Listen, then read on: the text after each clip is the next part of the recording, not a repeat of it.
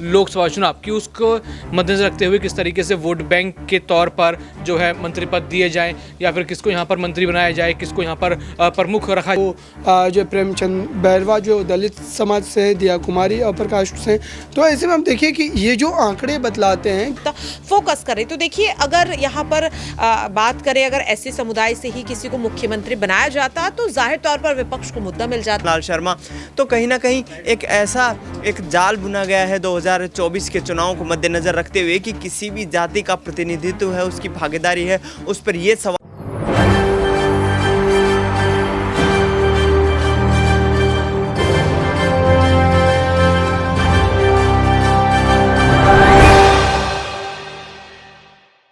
नमस्कार, ESPN 9 news आप देख रहे हैं। आपके साथ मैं हूं अक्षय अग्रवाल। स्वागत है आप सभी का एसपीएन 9 न्यूज की खास पेशकश में 2024 का चौकीदार कौन। जिस तरह से 3 दिसंबर के रविवार वाले दिन 4 राज्यों के चुनावी परिणाम जग जाहिर हो गए और उन 4 राज्यों में राजस्थान, मध्य प्रदेश और छत्तीसगढ़ में भारी मतों के अंतर से, भारी सीटों के अंतर से भारतीय जनता पार्टी ने कांग्रेस को शिकस्त भी दे डाली और उसके एक हफ्ते बाद ही पार्टी ने तीनों ही राज्यों में मुख्यमंत्री के नामों का ऐलान भी कर दिया और तीनों ही राज्यों में पार्टी ने नए चेहरों को मुख्यमंत्री बनाया। जहां एक और छत्तीसगढ़ में पार्टी ने विष्णुदेव साय को मुख्यमंत्री नियुक्त किया, तो अगले ही दिन मध्य प्रदेश में यहां मोहन सिंह यादव मुख्यमंत्री के तौर पर नियुक्त होते नजर आए। तो इसके बाद राजस्थान में वसुंधरा राजे को लेकर जिस तरह से लगातार कयास ये लगाए जा रहे थे कि क्या वे पार्टी से बगावत कर सकती हैं, कि क्या जिस तरह से 115 विधायक पार्टी के पास इस वक्त है, क्या वे विधायक या उनमें से ज्यादातर विधायक वसुंधरा राजे का समर्थन करते नजर आएंगे, जिनके बल पर वसुंधरा पार्टी आला कमान को आंखें दिखा सकती है। लेकिन ऐसा कुछ नहीं हुआ और राजस्थान में पार्टी ने भजन लाल शर्मा के रूप में नया मुख्यमंत्री राज्य को दे दिया, जिसका शपथ ग्रहण समारोह भी कुछ दिनों बाद ही हो गया था। लेकिन भजन लाल शर्मा का जिस तरह ही यहां नाम का ऐलान मुख्यमंत्री पद के लिए हुआ, तो एकदम से ये जो नाम था ये पूरे राजस्थान में ही नहीं बल्कि देश भर में गूंज उठा और उसकी कई वजह निकल करके सामने है। सबसे पहली वजह यहां पर यह मानी गई कि भजन लाल शर्मा ने इन्हीं 2023 के राजस्थान विधानसभा चुनावों में पहली मर्तबा विधानसभा चुनाव लड़ा था और पहली ही मर्तबा उन्हें मुख्यमंत्री बना दिया गया, जिसके साथ ही भजन लाल शर्मा राजस्थान के पहले ऐसे मुख्यमंत्री बन गए जो पहली बार विधायकी में ही मुख्यमंत्री बनते नजर आए। और उस सब के बाद अब जाकर के आज यानी कि यहां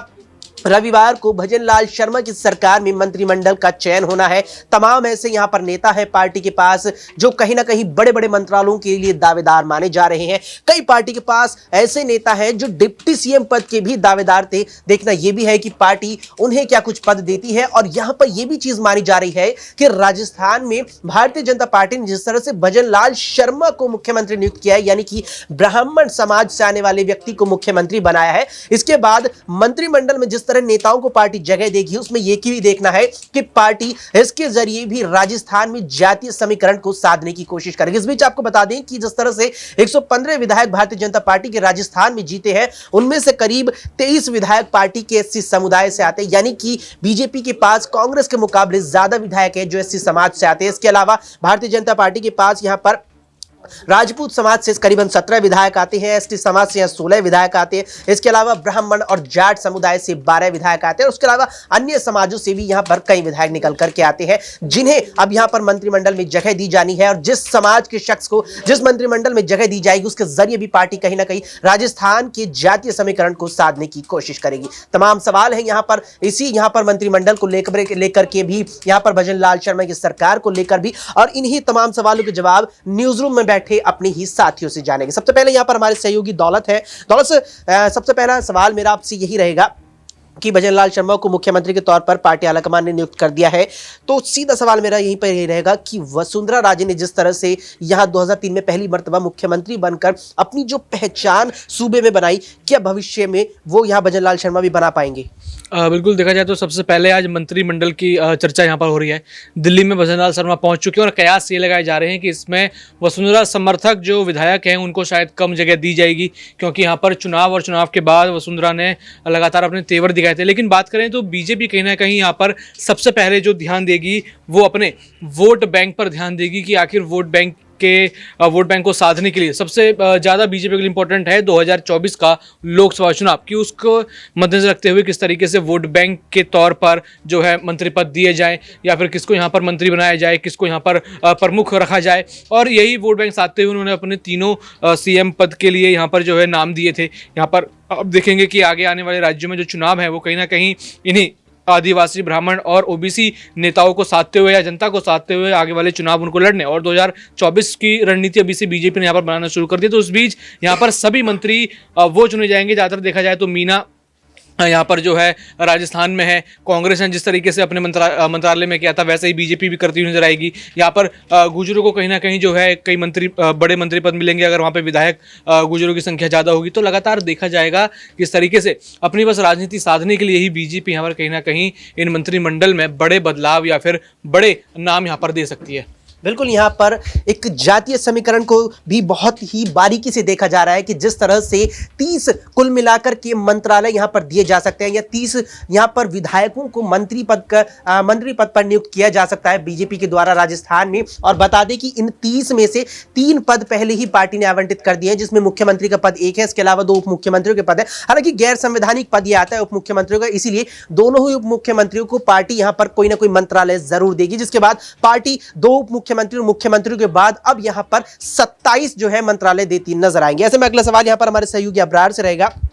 कि अब्रार, जिस तरह से यहां पर यह चीज भी निकल करके सामने आ रही है कि 27 मंत्रालय अब यहां पर आवंटित किए जाने हैं, ये 27 विधायकों को मंत्रालय आवंटित किए जाने हैं, तो क्या इसके जरिए भी बीजेपी राजस्थान में जातीय समीकरण को साधने की कवायद में है? देखिए, बिल्कुल राजस्थान में नहीं बल्कि तमाम जो है दोनों बाकी के राज्य जहां पर भारतीय जनता पार्टी की सरकार बनी है, तमाम जगहों पर बीजेपी ने इसी रणनीति के तहत काम किया। अब देखिए, जहाँ पर ओबीसी चेहरा है मुख्यमंत्री, वहाँ पर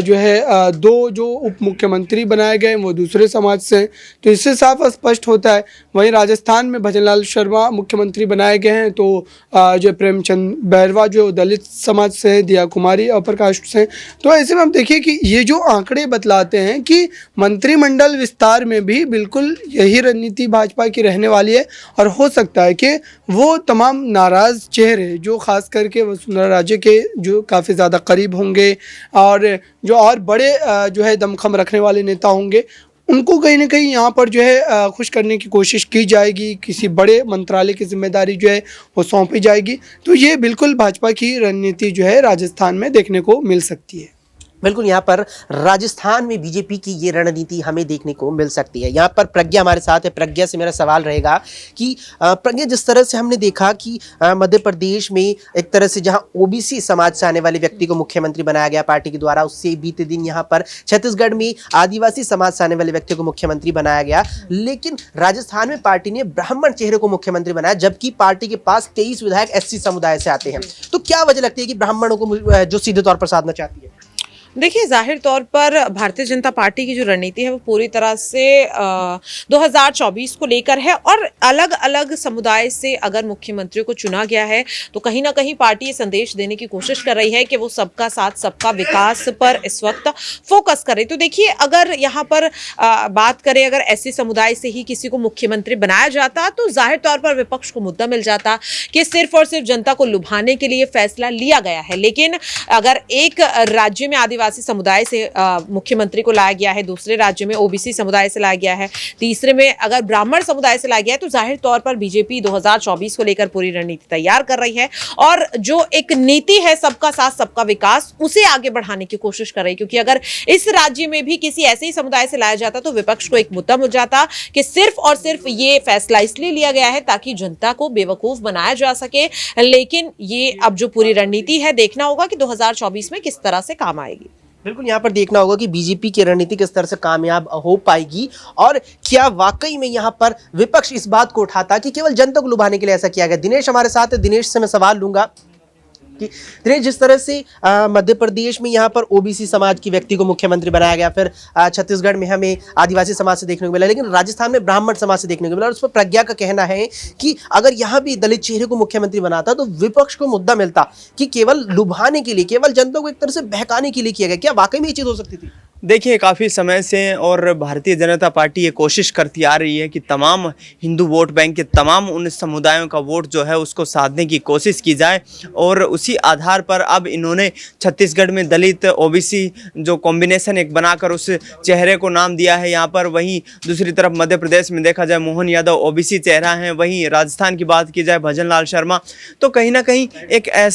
एक जाल बुना गया है 2024 के चुनाव को मद्देनजर रखते हुए कि किसी भी जाति का प्रतिनिधित्व है, उसकी भागीदारी है, उस पर ये सवाल ना उठाए जाए कि इस जाति को या इस समुदाय को यहाँ पर दबाया जा रहा है। और इसी रणनीति पर काम करते यहाँ पर बीजेपी हाईकमान के तमाम नेता देखे गए हैं। काफ़ी समय से जिस तरीके से विशेष सत्र में भी जो राहुल गांधी है उनके द्वारा ओबीसी समुदाय का मुद्दा उठाया गया था, तो कहीं ना कहीं बीजेपी ने उस चीज़ को ध्यान में रखते हुए कि आने वाले 2024 के चुनाव से पहले विपक्ष को जातीय वोट बैंक को साधने का कोई भी ऐसा मुद्दा ना मिले जिससे सरकार बैकफुट पर आए। और सरकार ने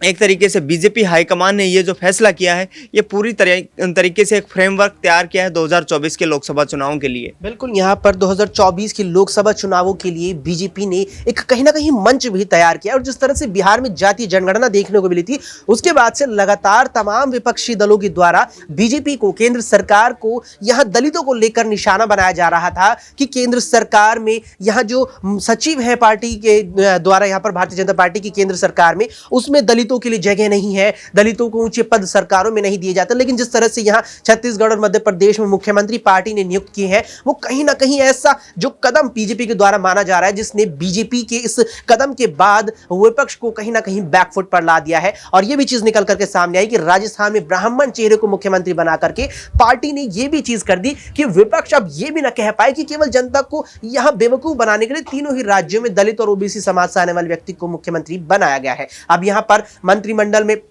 देखना है कि किन विधायकों को जगह मिलती है, किसको कौन कौन से मंत्रालय आवंटित होते हैं, और क्या कुछ यहां पर भजनलाल शर्मा की सरकार आने वाले 2 से 3 महीनों के अंदर ही ऐसा क्या कुछ कर पाती है कि जिससे बीजेपी एक बार फिर से राजस्थान की 25 लोकसभा सीटों पर अपनी दावेदारी ठोक भी सके और उस पर जीत भी सके। इस पर मुद्दे पर आपका क्या मानना है कि बीजेपी क्या कुछ प्रदर्शन 2024 के लोकसभा चुनावों में खासतौर पर राजस्थान की 25 लोकसभा सीटों पर कर सकती है? अपनी राय कमेंट बॉक्स में कमेंट करके हमें जरूर बताएं। फिलहाल के इस पेशकश में इतना ही। देश और दुनिया की तमाम खबरों के लिए आप देखते रहें SPN9।